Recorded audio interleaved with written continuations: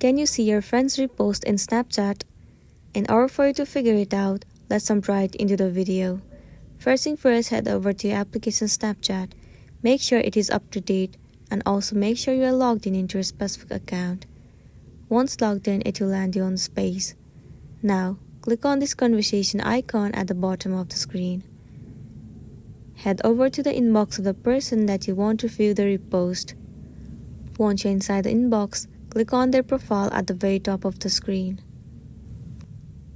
Now inside their profile, if you scroll down and if you could see any of the reposts, then you can click on it and view it.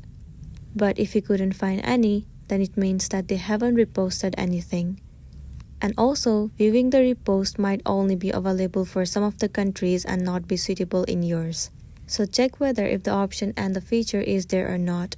After that, you'll be good to go. So that's the end of the video. If this video really helped you, give it a like and check out our next tutorial. Thank you.